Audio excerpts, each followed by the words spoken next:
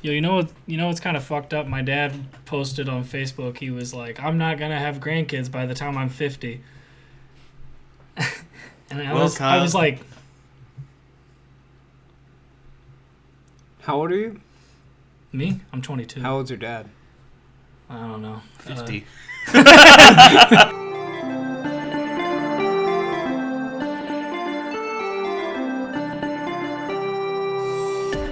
I got 4 years. It's not enough time, man. I can hardly talk to women at all. There was a woman who sat right next to me at Chick-fil-A, and she was beautiful, and I went to go over to talk to her, and then she abruptly left. And I don't think she noticed. It's funny because I've heard you tell the story, and there's more to that. Oh, yeah, there is. Howdy, roundabout. All you shaggy goose egg boys, and welcome to Al Pacino's prison scene Podcast. Al Pacino's prison Thanksgiving. Happy Thanksgiving! Thanks! Oh, I'm so stuffed. We just got done eating our Thanksgiving meal here at the Pacino quarters, Pacino on pod Thursday. I'm still eating mine. Yeah, it is. Oh, this is all that Claire let me. This is my watch. It is Thursday. That's Thanksgiving Day. Thanksgiving Day, buddy. We left our families for this. That's. So listen. That's right. Take a seat. And listen. Not gonna get you a diamond What ring. movie are we doing today, boys? Plain Strange and Automobile! As humbly requested by our own Kyle. I see how I did there. I acted like, ooh. I forgot. Yeah, and then you said me. Kyle. No, you said Kyle, but you were pointing at me. I went, Kyle. Oh, I thought I recommended this. I did too, and then he said Oh, did you? Yeah. Oh, Chris! I was like, I don't know why you were pointing at me. I thought it was you. I mean, I think I was like, yeah, I think Chris Oh, brought it up, wait, and then I was wait. like, we should do that. No. This is, hold on. Oh my, there goes the peak. Actually, hold How on. far are we getting in like 2 minutes? Crap. Actually, this is Magic Mike. Remember we said we were going to do that? Yeah. And then I forgot to. Yeah. I still think we should. Magic Mike. Pacino pod Magic Mike. Just kidding. It's Plain Trains and Automobiles. We got you, Kyle's mom. Nice try. Before we go any further, let's hit that recap, baby. Let's just hear a little bit about what this movie's about. Well, this movie's about Steve Martin and John Candy having a good old time. Yeah. Yeah. All right. Do you want to say any more? Or, I mean, that's pretty much it. So. Yeah. And John Hughes writing scripts in like 3 days and saying, "Yeah, I'm kind of a genius, just whatever, you know." Making holiday movies. All right. Recap. Okay. So, film starts out Steve Martin as the character Neil. Kneeling down in the office with his mouth. Never mind. I was gonna say something bad. Yes. Yes, we know. It's a good thing I always rate these not for kids. Yeah, let's cut that part out and No. just jump right here. All right, Steve Martin is in his business office with his boss, and his boss is trying to decide on what ad they're going to use for whatever company that they are, and he's holding them up, and it's like 5 minutes of silence in the first 5 minutes of the movie, and then he lets him go, and he's like, "Oh, I gotta catch the 6:00 flight for Chicago because I'm in New York and I gotta get to my family in Chicago." And then his friend's like, "Well, why don't you just take the 8:00 with me? You're never gonna catch the 6:00." And he's like, "No, I'm gonna catch the 6:00." So he goes out and he's rushing and tries to find a taxi, and he locks eyes with this guy who sees the same taxi, and they run over there. And the other guy gets held up, and Steve Martin's like, "Oh, I'm gonna make it to the taxi," and then all of a sudden Steve Martin trips. And the other guy takes a taxi, and Steve Martin looks behind him, and he sees that he tripped on this like huge elaborate trunk, and he's like, "Oh, that's weird." And then he sees another taxi, and he sees a lawyer, a dude is getting in the taxi, and he's like, "Hey, how about you just give me the taxi because it's Thanksgiving? And he's like, nah, how about $5? And he's like, okay, $5. And he was like, how about 50? And he's like, okay, 50. And he's like, how about 75? And he gives him money. He's like, what are you, a crook? And he's like, nah, close, I'm an attorney. Ha ha ha, funny joke. And so, He pays him the money, and while he's paying him the money, this other guy is loading his trunk into the trunk of the taxi, and then he takes a taxi and he drives off. So Steve Martin just paid for a taxi that he didn't get to ride in, and he's like, oh, God, he's upset. And so he has to mosey on over to the airport by foot, and he gets there, and It's the opening scene. He's like, okay, where are we at? I have the bullet points.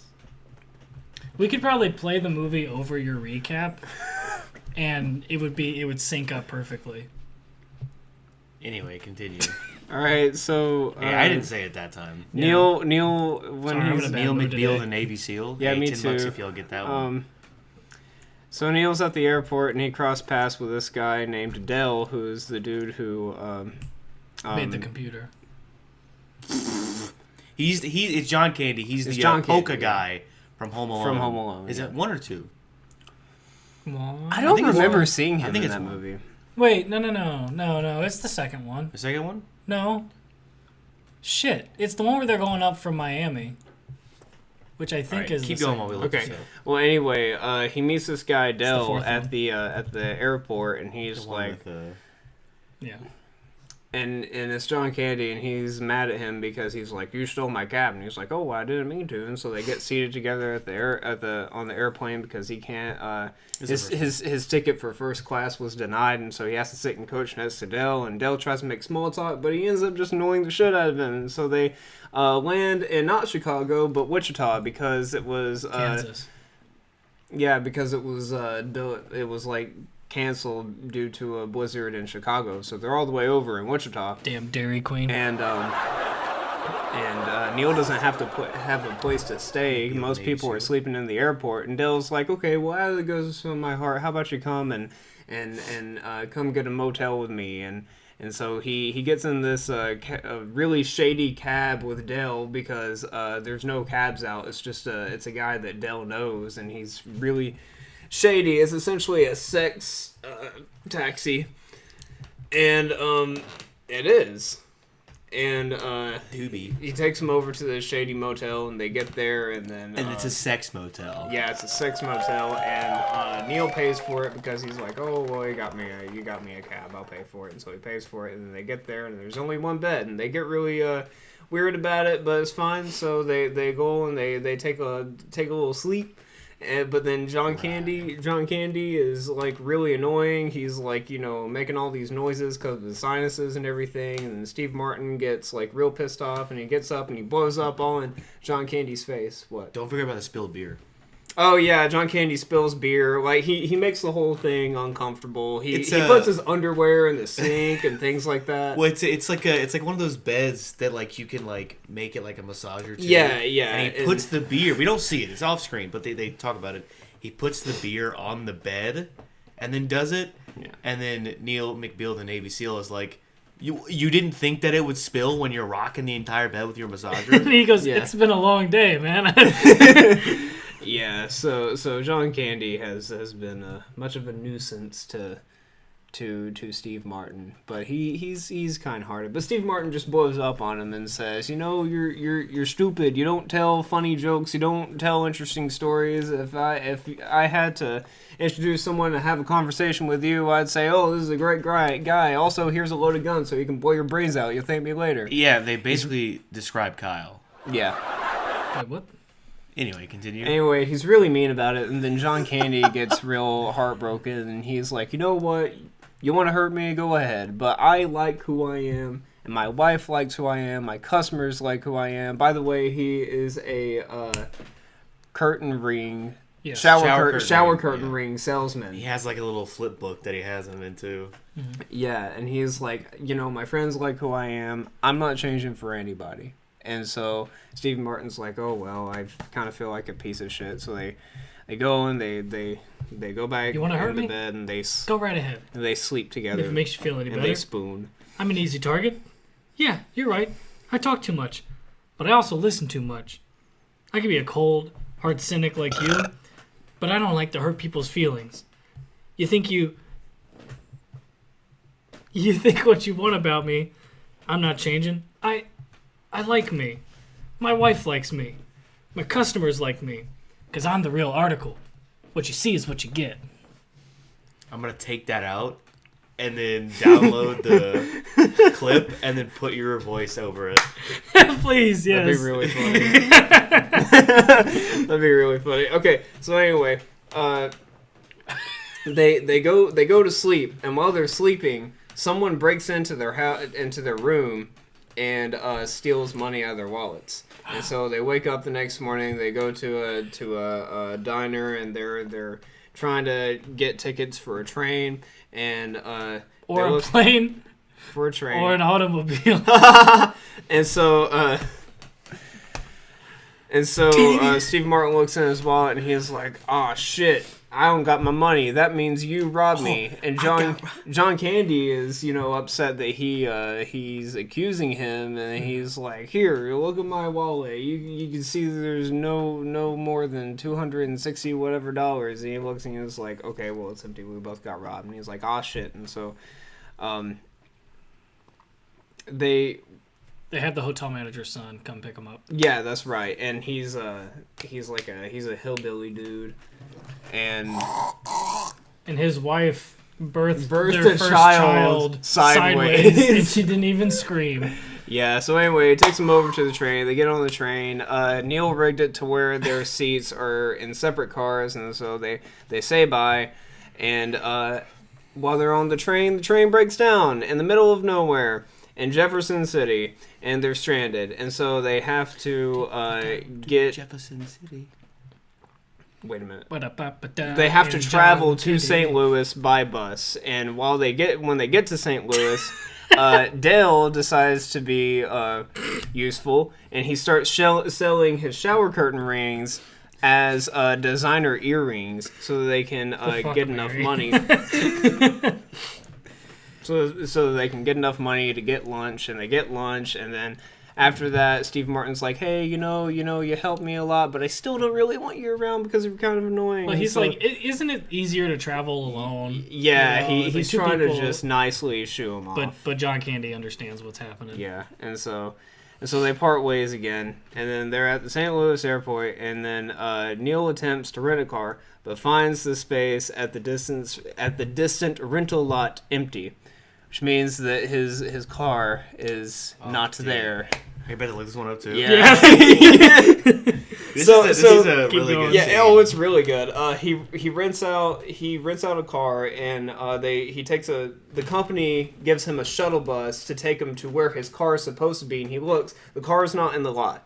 And the shuttle bus is already gone. So he has to walk all the way back across the highway over to the rental car place. And he gets there, and he is pissed off. All right. And he lets Here we go.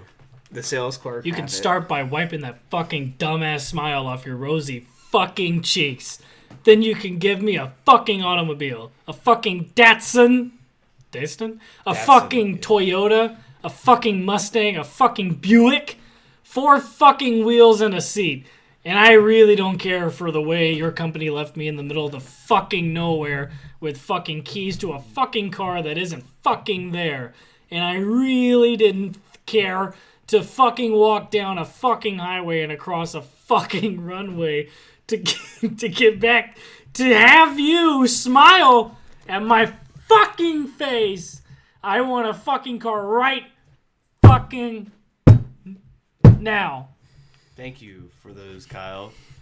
That's the quote. What's really funny... It's a quote. And then she says, "Do you have your receipt?" And he's like, "No." And then I threw it away. And then she's like, "Well, then you're fucked." Yeah. And then he just walks away. Yeah, then he leaves. Yeah. I think what's really funny Movie about over. that... I think what's really funny about that is Steve Martin is primarily like a family comedy actor. Yeah. Yeah. I watched an interview where they actually talked about that. We'll get into that later.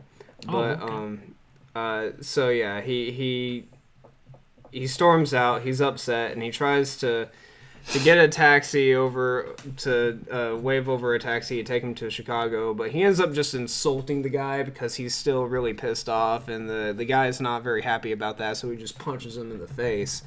And about kills him, and then Dell comes over, and he's like, "Hey, what you doing?" And he has his own rental car, and so, in the goodness of his heart, he lets Steve Martin trek with him over to Chicago.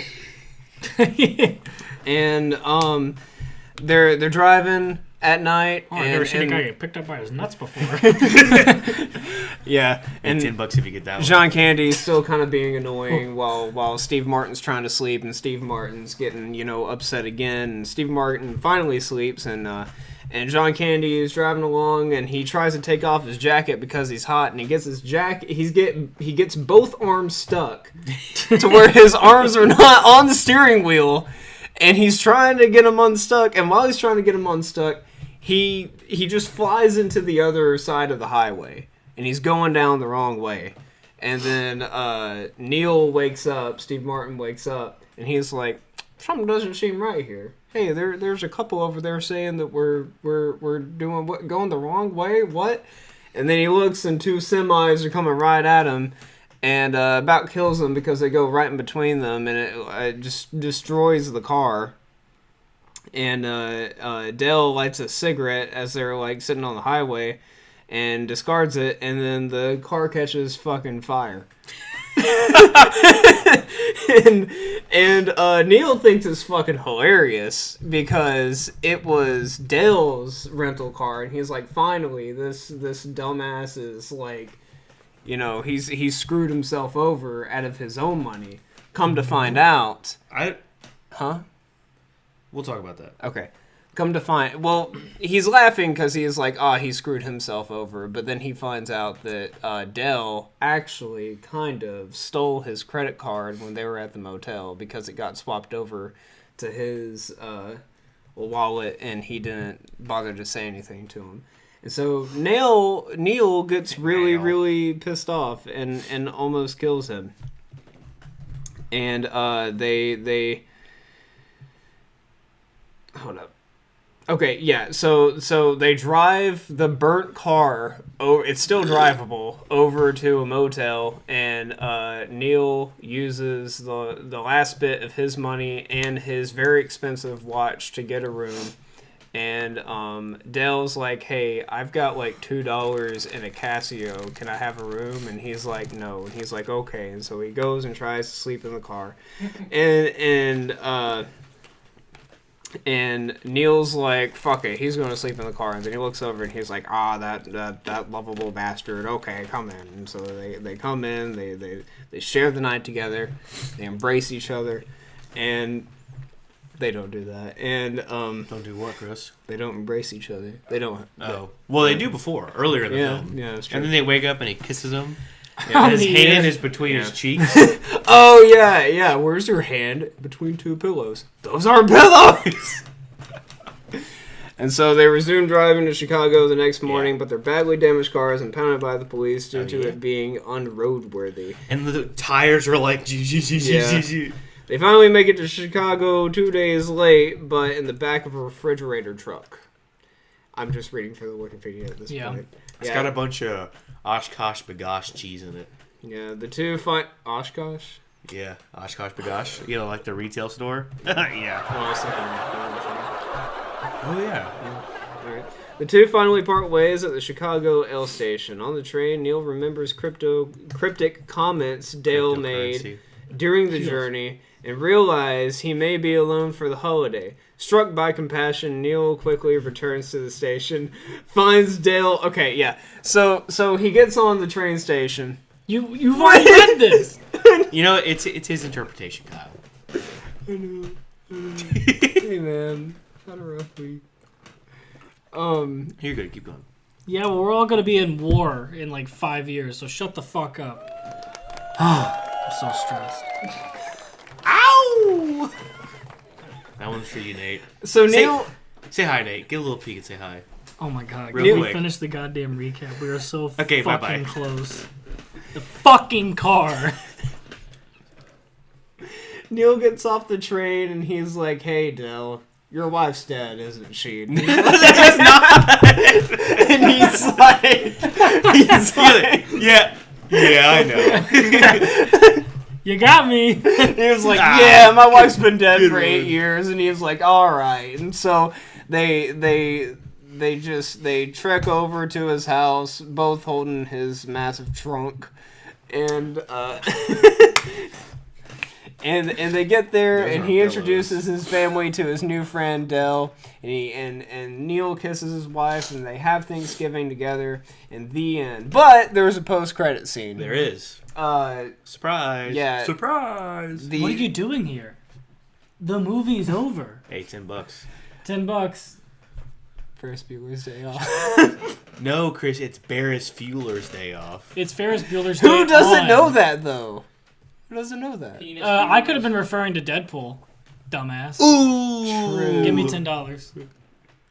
I don't have $10. I don't have $10. Okay. Post-credit scene is the boss from the first scene. I don't He's still making the same decision. He's got a half-eaten Thanksgiving dinner in front of him.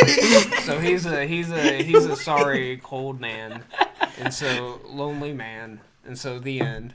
Hold on. The end. It went down my down head. your head and then back around. No, we still have plenty of time. What are you doing? How much time? 6 minutes. 6 minutes? 6 6 minutes, I'll set it up. Yeah, Mom. So number one, John Candy is Chris. this is the first time I saw this movie.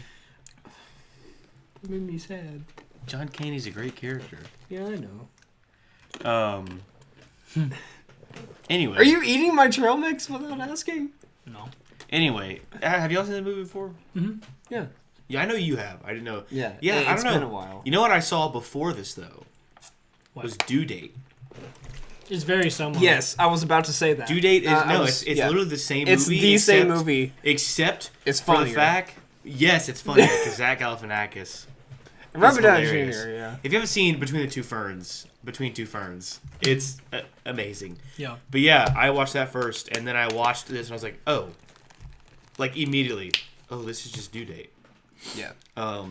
It was the opposite. I watched Planes, Trains, and Automobiles when I was like younger, and then I watched Due Date when it came out, which I was still young. It was 2009. Yeah. Yeah. But Well, I saw Due Date first, but the first time I watched this movie was actually earlier this year. And it wasn't until I watched it, because I watched it yesterday, it wasn't until I watched it, I was like, oh wait, this is kind of like Due Date. And then as it went on, I was like, yeah, this is Due Date. Which is interesting. Yeah, and I think the meaning. It's a classic We road might trip get movie. into this, but the meaning changes a lot based on, at least in my opinion, what they're going to. I forget exactly how Due Date ends. Well, he's hurt. He's going to it because his wife is pregnant. Yeah. Yeah, I know. yeah. I know why he's going there, but I forget exactly how it ends. Is it essentially the It's same the kind of thing, ending? Yeah. Yeah. Okay, but wasn't there a whole thing with her like possibly cheating on him with Jamie Foxx's character? but it didn't happen. But Okay. it was revealing his insecurities. Gotcha. Well, because it kind of plays into the same thing where it's like, because we see this a lot with the wife's name. I don't remember what her name is, but there's a couple scenes of her like crying. Wife number and- one. Yeah, and like bed and stuff. Which when Dell and wife number one met, she goes, "What's his last name? Smith?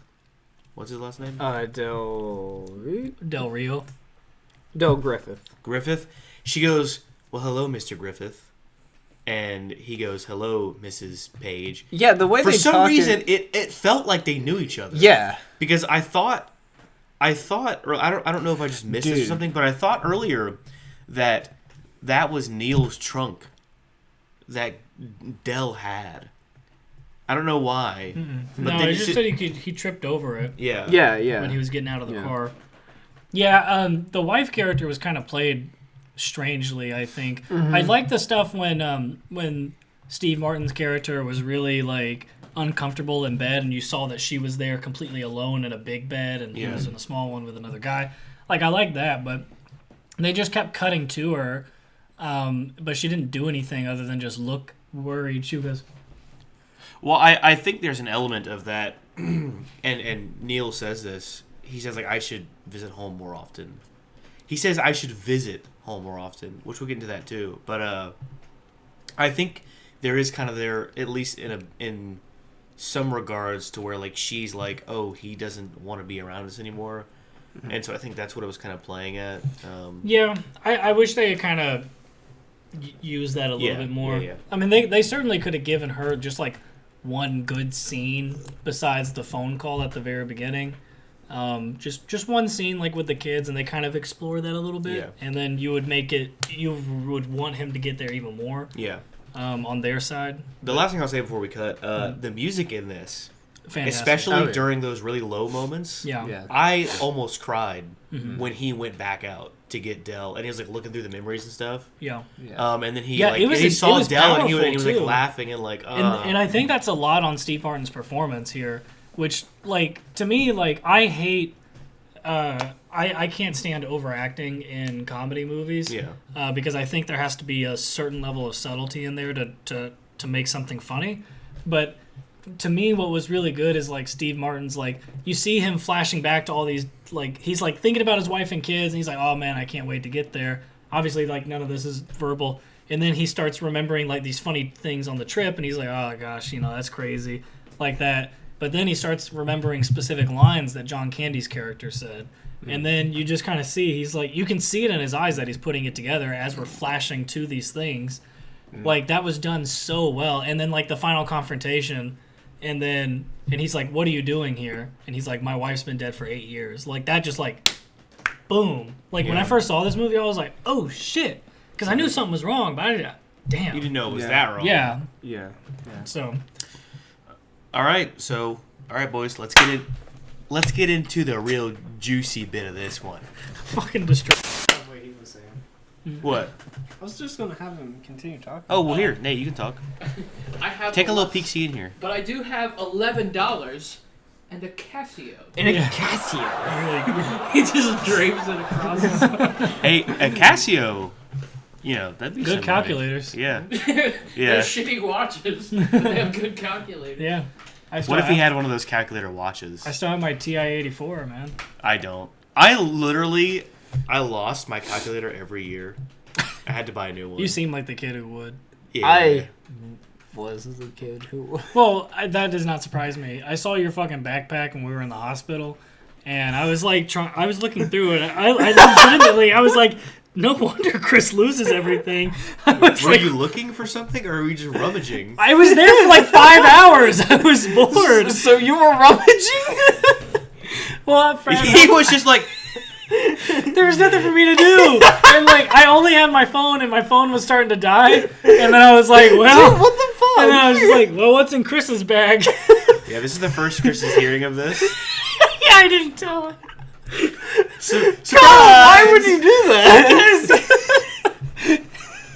Well, I was going to get the chips out that you put in. And then I was what about like... the orange peel? No, well, that's what was funny, because at first I was like, I wonder if he has Was there an orange peel? No, not this time. But I went to go get your headphones out, and then I was like, well, I look kind of stupid if I had the big-ass headphones. I'm just listening to music on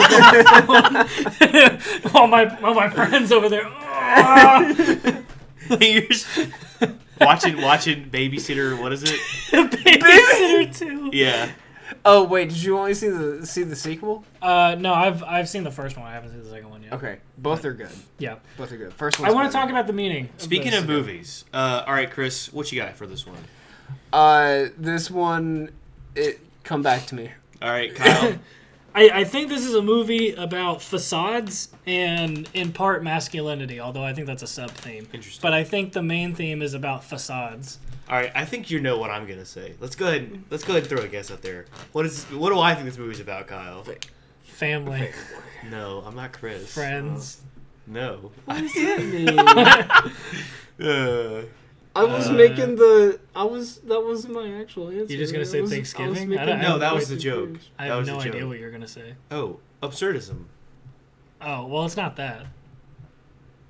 Okay. Why would it be about absurdism? It can't be absurdist. Why not? Because according to your definition, which you like to tell people all the time, specifically when you're talking about a certain classmate's screenplay, is Which that... one? Who? I tell That was that hers very is audible. No, I say hers isn't an absurdist piece. Right, but that's what I'm saying. It's like, you defined what an absurdist piece is, like, when we were talking about it, and you were saying that it's something where what happens doesn't logically track. And, No. like, things No, happen for no reason, is Yes, what you're saying. yes. There's no cause and effect to why things happen. And I will Somewhat. agree that the misfortunes don't necessarily follow a cause and effect as far as we're aware, but everything that happens because of the misfortunes, I think, do. Well, follow. sure, and that's not absurdism isn't about what comes after. Mm-hmm. It's about what happens. Okay. So like the fact that like, I mean, all the shit that happens to Neil, that is absurd. What comes out of it is not. Right. But what does happen Okay. is absurd. Okay. And I also think there's a bit of a and these kind of two contradict. And I'm not sure which one I like more yet. There's also like it's a bit fatalistic, almost. Mm-hmm. And what I mean by that is just kind of fate, destiny. It seems that they're bound to be together. Right, Yeah. right. And then we see, and this is a film, right, with this narrative and a story and a script. So this could have just been written this way, but it everything puts them back together, and Neil kind of has this arc that he has to go through, and it seems like Dell is the only one that can push him through that. Yeah. The only reason why I don't want to go with that fatalistic approach is because it is a story that was written and not Yeah, a but natural, like... but then you could never say that any story was fatalistic. Yeah. So, And I think some again, are meant to be. Well, and that's kind of what I'm saying, is it's kind of like, I don't know if I can totally go with that. Like, the Yeah. Odyssey, I don't think the Odyssey is fatalistic. Okay. But I think that maybe, like, something like Hercules is...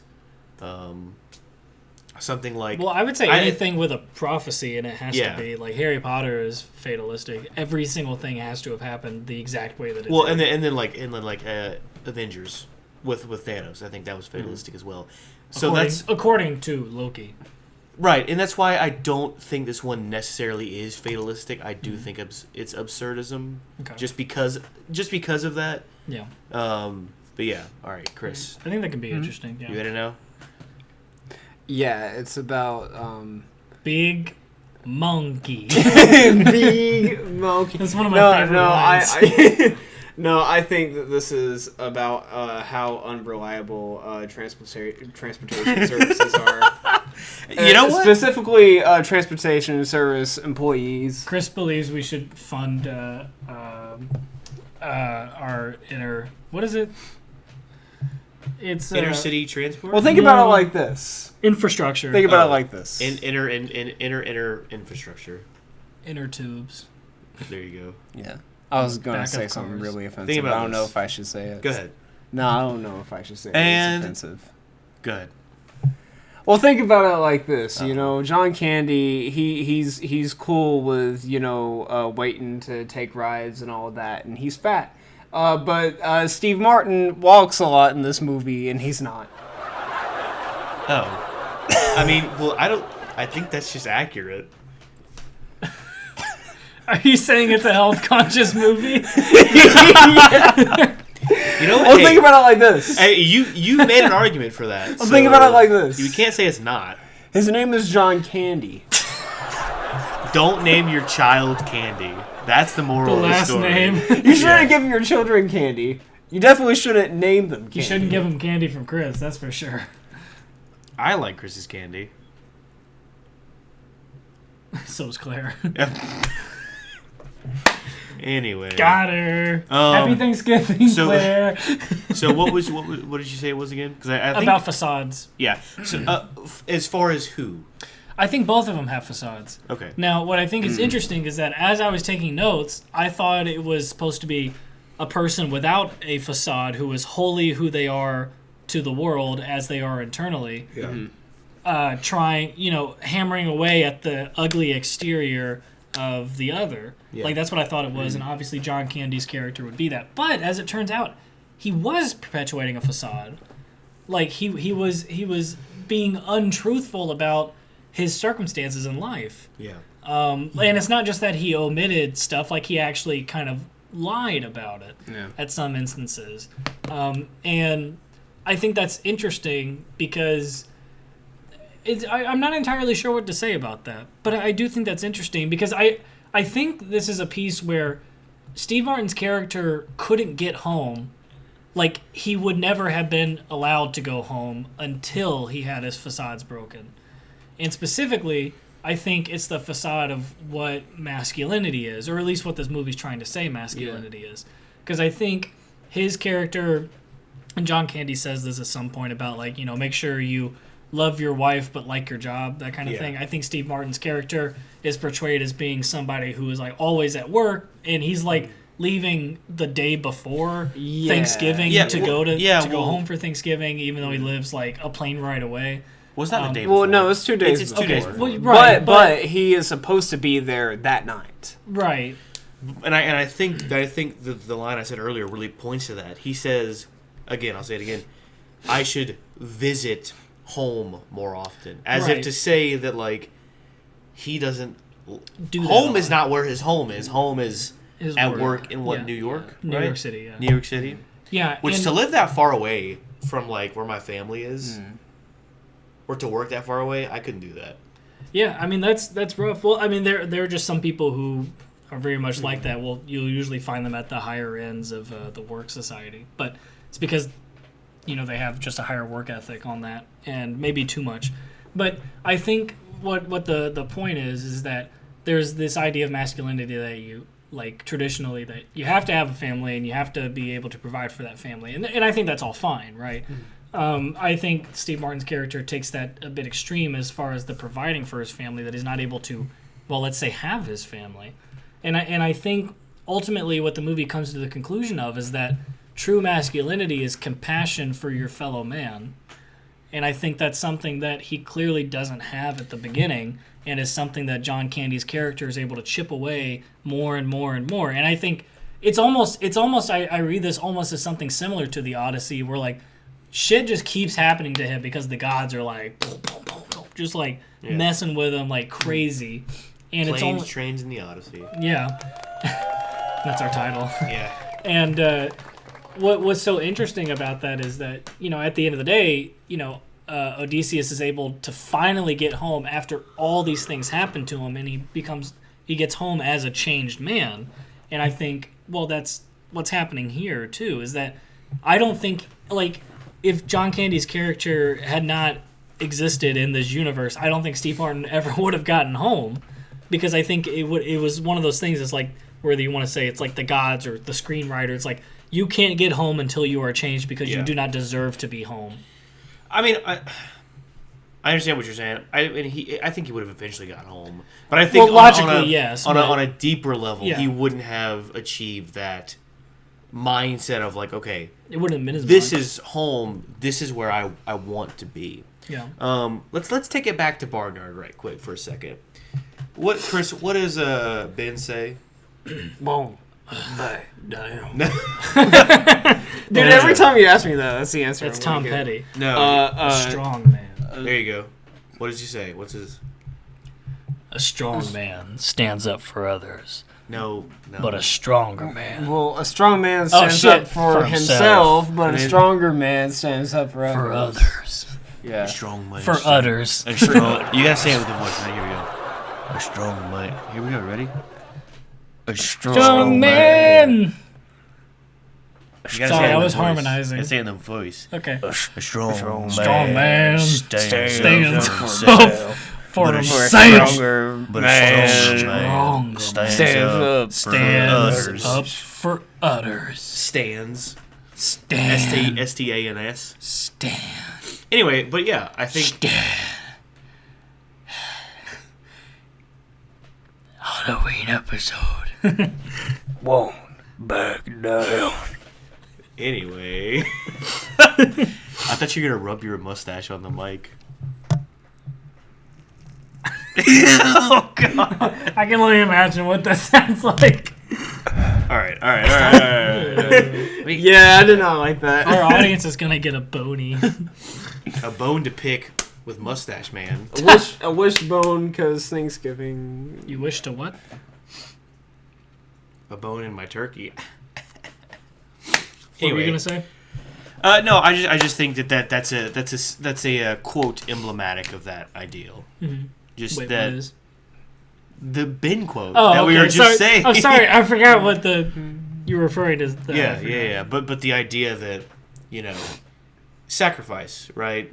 Giving up what your selfish desires, even if like he's working to provide for his family, but there is still kind of that level of where it's like I always got to be at work. Yeah, well, and that's like that's like a classic like soap opera or like melodramatic, maybe a rom-com kind of thing. Yeah. It's like, oh man, I need to work for my family, make sure that I provide for them. But in doing so, like in all these situations, they're clearly well off, like enough. Yeah. But it's like in order to keep doing so, it's like you're not actually there with your family to reap the benefits of what you sow. And so I think that's where it gets dangerous, because you have to find that obvious middle ground. And I think that also relates to this movie set during Thanksgiving, the time that we are in right now as of recording. Right. Think about like the first Thanksgiving meal. I mean, this is when you're talking about like way back when. Yeah, I mean like the first Thanksgiving meal. Like well, I didn't know if you meant of today, like the first Thanksgiving meal like we each had. Oh yeah. Or the one Or, yeah. I didn't. Yeah. No. The one from a few 20 years ago. Because I hit up my mom's and then my grandma's, and then tomorrow I'm going to my granddad. It's just a whole big happy thing. Thanksgiving, Yeah. But no, I mean it's this may be bad. Was it Squanto who was the can you look that up? What? The Native American? What about at the first Thanksgiving? Squanto is he's one of a them. Native American from He is a Native American. He certainly was. I can't remember if that's the same one at the first Thanksgiving. And I swear to God, if you say he's dead. Yes. Oh shit! Yeah, he died a little bit ago. Yeah, November 30th, 1620. I don't care when he died. Was he the one of the first Thanksgiving, or am I thinking of a different one? I think it's Squanto. That sounds familiar. No, I won't back down. Anyways, there was you know who we're talking about. Yeah, but anyways, it's like that first Thanksgiving. There was a lot of warring tensions between the Pilgrim settlers who came to America and the Native Americans. Hello, Pilgrims. I am John Wayne Pilgrims. Pilgrim. $10. That's a good one. Yeah. But there's a lot of warring tension between the two, because obviously one was encroaching on the other one's land, and there were clear cultural divides on there. They didn't understand each other, for one. But it was literally right. But during this one Thanksgiving, there was a lack of food, and with that lack of food, the Pilgrims were going to starve, and I believe it was Squanto and some other Native Americans. I just watched that episode recently, so yeah. But it was them coming over and bringing food to the Pilgrims that actually saved them, and it was the first Thanksgiving, and that's what it was. It's giving thanks for other people's compassion and generosity and kindness, and that's part of the reason that it's still celebrated, is because it is a good thing to at least use one day out of the year where that is what your sole focus is on compassion. Yeah, it's one of those things. Providing for others who can't. Yeah, it's one of those things. It's a bit of a go and smell the roses day. Mm-hmm. Yeah, I think it allows us to, like you're saying, be mindful of what we have and then truly appreciate that, because I think that Neil suffers from this, whereas he kind of like everybody does. We forget what we have because it's one of those things where it just becomes so ingrained into who we are. Like you ever go into like your room and it kind of smells funky, but then you're in there for so long that you can't smell that funk anymore. Yeah, it's the same thing, right? Well, and I think that's true neurochemically too. Is like it's or maybe neurochemically is not. I mean, it is the right word, but I can't remember any of the actual chemicals at the hand. But like people are really, really good at adapting. Like really good at adapting. Watch this. Yeah. See, now I'm fine. No, but no, I mean like that's just something that humans have always been able to do. Like from the Ice Age, how the hell did people live in like freezing temperatures constantly? It's like, well, we started hunting really big Eskimos. things. Yeah. So, but you know, living in the desert, people were able to acclimate to that, or you know, living in all these other areas. People are really, really good at adapting. The problem is that once people adapt to something, it is very hard for them to adapt out of that. And once you become comfortable with your surroundings, I mean, well, you don't notice it anymore. I mean, take your nose, for example. You always, when your eyes are open, you always see your nose.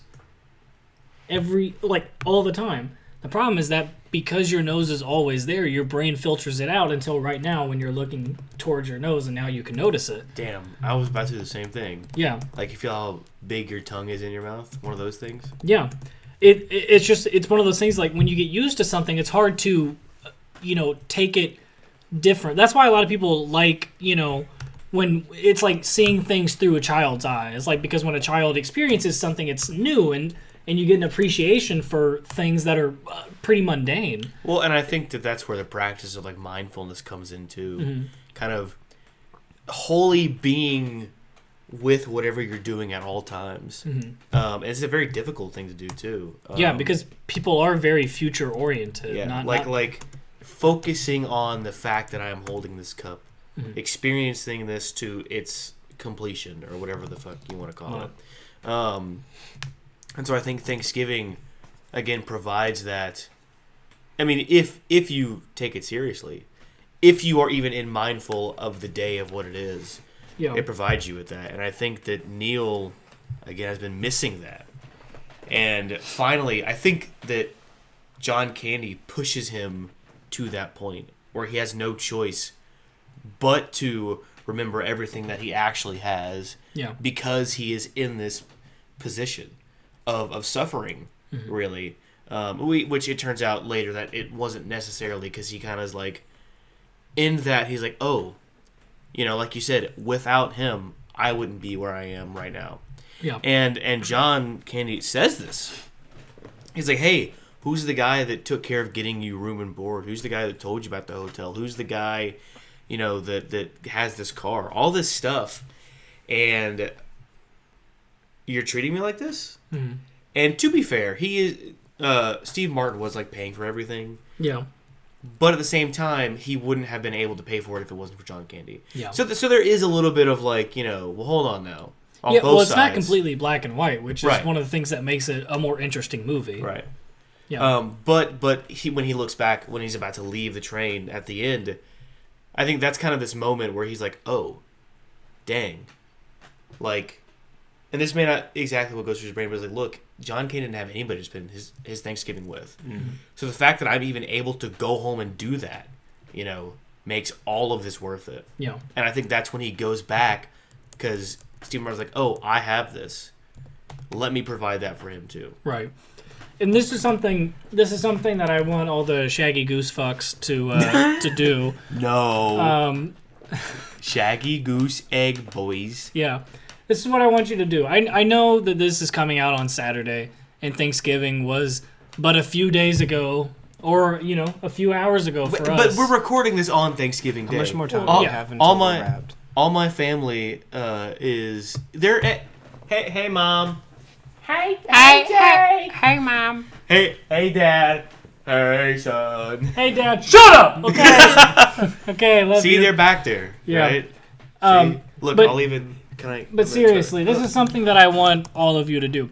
It's a common tradition for people around the dinner table on Thanksgiving to give thanks for one thing in their life that they're truly thankful for. I think that's a good idea. I want you to do one better. When you say what you're thankful for, explain why. Justify it. Because if you say something that's bullshit like, I'm thankful for my family, why?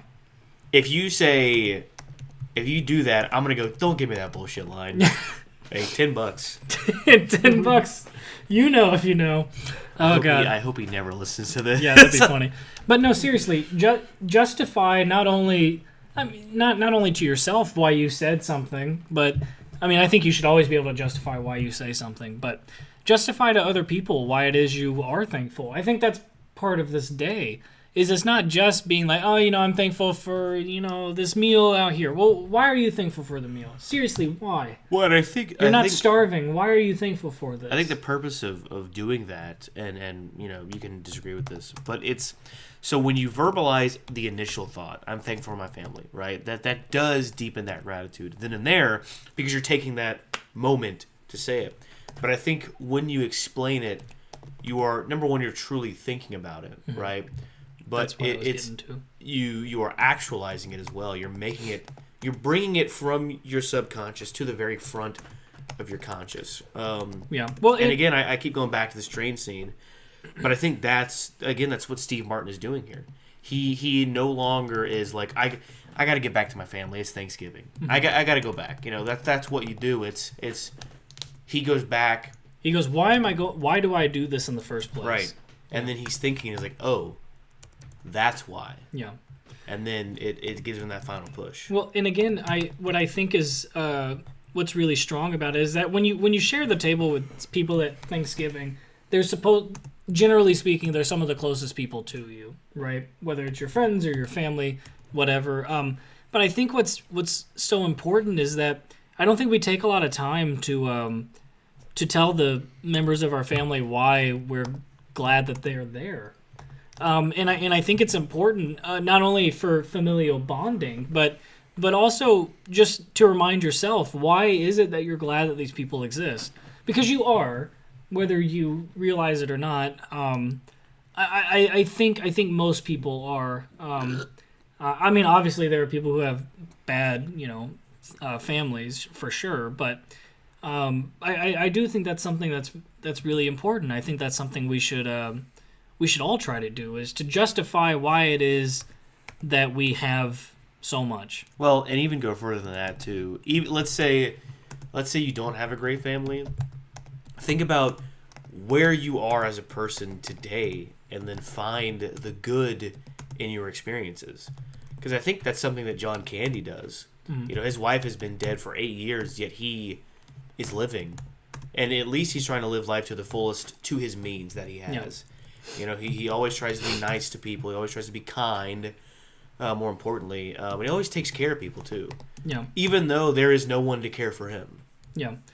So even if you are in these bad circumstances, we'll take a look and try to find why it's good that you're here and how you can improve upon that too. Yeah. Well, and I think even if you don't have a family that you can actively say you're thankful for, I think there are plenty of other things that you could be thankful for. But not only that, it's like, not only should you be thinking about where you are right now, well, if you're not somewhere you want to be right now, maybe this is a good time to reflect on what it is that you can change. Because I think a lot of the issues that you may have are, well, they're issues that you and you alone can solve. And I think for one, I think that's a lot better than saying that I can't solve these things.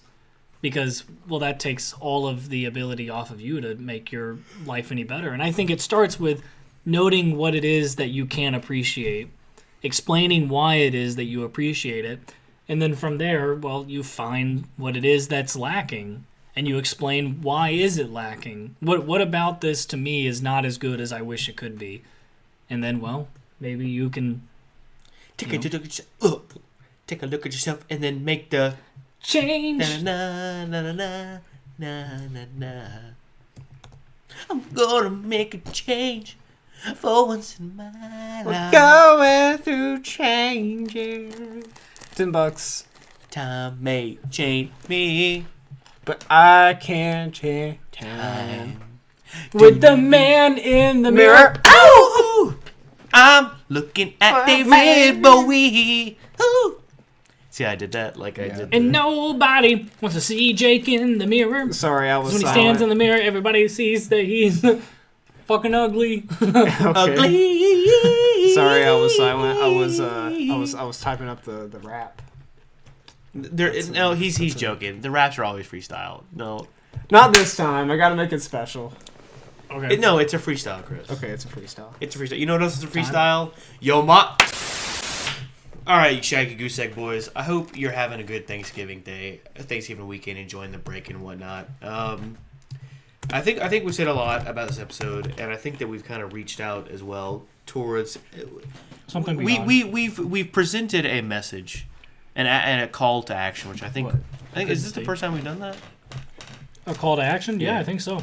But I do think it's important for this episode specifically because I do think that what Snakes on a Plane, Trains, and Automobiles presents. I meant to make that joke at the beginning, but I forgot to. What this movie presents, I think, is maybe not this highest echelon of thinking like we talked about before, but I do think it has the potential to be one of the most important messages. To truly appreciate what you have, no matter what your circumstance is. So for that, 'Tis the reason for the season. Here's what I want you to do. I want you to like, comment, and subscribe, and make. I want you to watch all of our stuff. And then tell Do everybody not spend about time it. with your family. And you know what? I will be Correct. thankful for you. And here's why. Because that's making us more popular. I'll give you a shout out if you get our faces on the internet more. Yes, please. Yeah. I'll give you shout. Everybody shout. Jake will sleep with you if you do that. Yes. But like John Candy and Steve Martin, butt to butt. Right. Not. And then he'll wake up and kiss your ear. Yeah. None of that. No, stop it. Yeah. Stop it. We're not talking about that. Stupid! Stupid. I hate you! Oh. Kyle, are you okay? No! Sorry. Did that girl leave you on red again? No, she just didn't show up for the date again. Oh, damn. Oh. But you know what, Kyle? I'm thankful for you. Sorry. Did you read any of that? No. Stop being so secretive about it. It makes it worse. My baby. So, there were... Oh, well, there was a fire. A car exploded. Did it explode or was it just Yeah, on it fire? exploded. It exploded. Well, again, we disagree on what an explosion is, but yeah. You know what? I'll give it a 3. Steve You know what? I'll give it a 0. That way it rounds out to 1.5. Steve Martin exploded on John Candy a few That's times, not- so I'll give it a 3.25 for that. for my joke or for the For the explosion. Okay. You're right about that. Okay. I don't. That counts, but Plo Koon doesn't count. We don't see Plo Koon explode. Well, he's Plo Koon. We literally do. No. Because he does We this see- and fire crowds around him, and then it goes to wide, and the thing is We see the finished. ship explode, not Plo Oh Koon. my god. All right, we ready? Here. I'm not done yet, Chris. Okay. Again, because we don't use the Twitter, I'm not going to talk about that. Make sure you leave us a review. We haven't been telling you to do that, but make sure you do it because that helps the algorithm. The Lord of Algorithm helps us help you get better content, even though it's already perfect. So On YouTube. You leave a review on YouTube. Yeah. and Apple Podcasts and Spotify or wherever you find your podcasts, because that's where we are. Basically everywhere. I had to put in all the RSS feeds. It was a lot of work. Do me a favor. So go ahead. You know what? Go ahead and email us what you're thankful for on this Thanksgiving Day Yeah. 2 days ago. We We read want it to for know. Christmas. Oh, Yeah. we want to know. We want to know. We want to know. So, and that is pachinopodcast@gmail.com. And now, it's the time you've all been waiting for. The only reason you tune in. And wait an hour to hear. Give me a beat, boys. And free, And free my soul. soul. And free my Well, hold soul. on. What's the thing? Chris, What? what's the thing? What do you mean? What's the thing? Well, are we all three going to do it at the very end? No. Okay, we're no. gonna- There's a chorus, and you'll hear the chorus when I say it. Okay. And I do the chorus in the middle of it, and then I end mine with the chorus. So the second time you hear the chorus, I'll pass it on to you. Is there a third time? Hmm? Is there a third time for the chorus? We'll come Okay, back. with here's what we'll do. When you're done... You didn't answer the question. When you're... Yes. No, not for me. But when you are done with your verse, do the chorus. I have a verse. And then hand it over... it. Yes. Because I'm going to hand it over to you. When you're done with what you're saying, we'll just go to the chorus, and then you hand it back over to Kyle. God, it would have been nice to plan this out before we hit record, but somebody was against that. Kyle does what he does, and then Kyle... What am I ends- doing? You are doing a verse. Am I freestyling? Yes. Yes. Oh, see, I didn't get that part. Yeah. Okay. All right. In the middle of mine, I'll have the chorus, and then I do the rest of mine, and then I do the chorus again. After that, I hand it to you. When you are done, do the chorus, hand it over to him, and then we all do the chorus, and then we're done. Okay, I got Okay. one. I got All right. Okay. You guys ready? Give me Hold a on, beat. wait, I'm thinking. Need some time? It's not a freestyle if you think about it. Did I say it was a freestyle? Did I say it was a freestyle? Precedent would hold that it would be a freestyle. Okay. That's why George Washington. That's why presidents only have 2 terms now. Just tell me when you guys are ready. Are you writing something? No. Oh, okay. I am. All right. All right. All right. ready? If you guys actually, can we break because I need to pee? I'll give you guys. Oh some my time. God, no, we don't have time. Okay. No. All right. Fine. Let's go. All right. All right. You guys ready?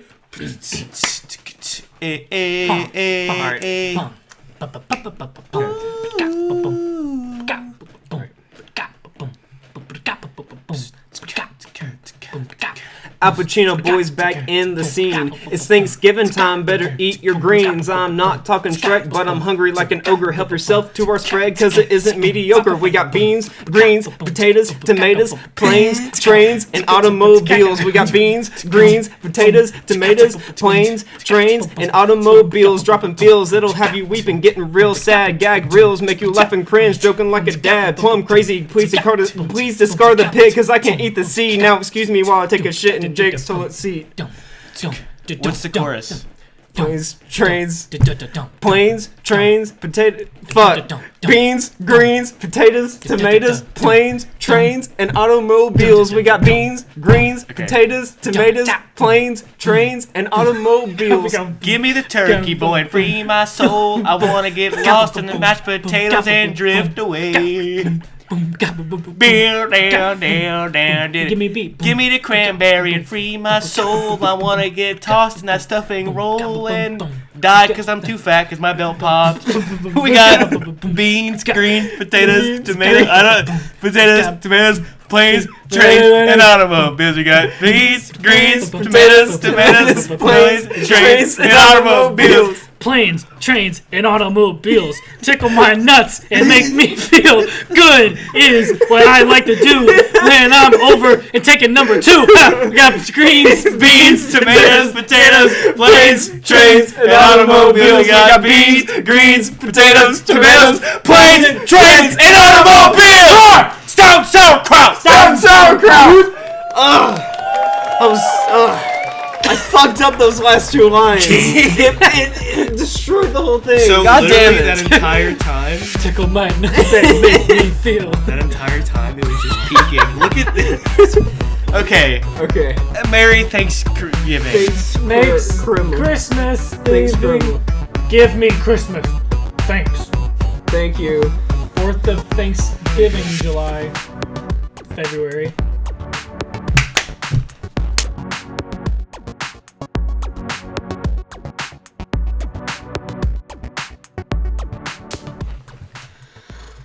Oh my God. It that would have been was perfect very if I didn't fuck up that last part. Well, God Chris, damn it. it's in character. Adam!